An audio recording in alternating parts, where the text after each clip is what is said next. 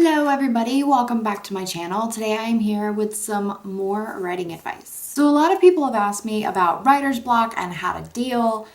We have all been there. I have been there countless times, but I am here today with some tips, just personal things that I do to overcome writer's block. So this is 5 ways to overcome writer's block. Number 1, do something else. Preferably something with your hands that you don't have to do any critical thinking, like doing the dishes, folding laundry, cleaning the counters, things like that. Oftentimes when we do things like that, we don't have to think about them, so we can kind of shut off our brain.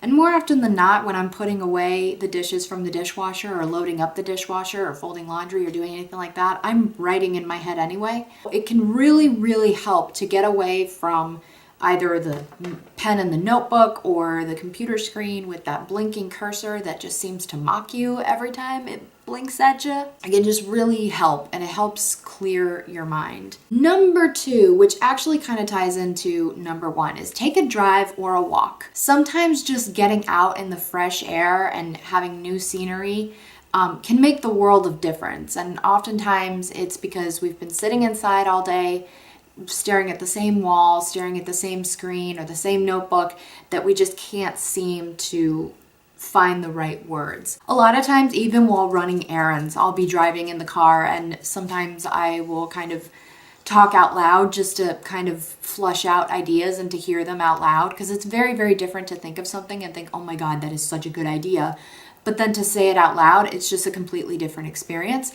So sometimes I'll just be driving and talking out loud, and then suddenly everything will kind of click and fall into place. It doesn't happen often because writing is rewriting and all that great stuff. My point is that taking some time away from actually actively sitting down and trying to write and trying to think will definitely make a huge difference. Number 3, take a nap. Now, if you're like me and you could nap literally all day, I would suggest napping somewhere that's not too comfortable. I usually will take a nap on the couch that's right back there while my son is taking a nap. And that way I know that I'll only be asleep for maybe about an hour and a half before I'll wake up, because the couch is comfortable, but it's not that comfortable. That short 1 hour nap, hour and a half, can really help kind of rest your mind and refresh it, and almost like a restart button. You know, you go down and then you wake up and you feel refreshed, and you might even wake up with ideas. I don't know about you guys, but when I was younger, I was not into nap time.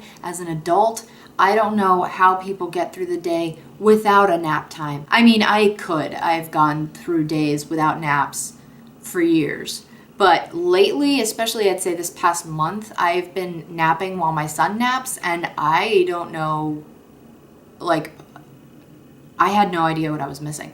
Number 4, watch or listen to a media pertaining to either the mood or the theme of your work in progress. This can be literally anything from dance routines on YouTube to songs. My favorites are dance routines on YouTube. Typically, if you just type in, maybe you can even type in a song that fits the mood or the theme of your work in progress, and then just type dance routine right after it, or contemporary routine, and a bunch of options will come up. And dance is a really amazing art form, and it's a form of storytelling that uses only the body. So it's a really great way to kind of inspire you. Google image search. I can't tell you how many times I Google image search something.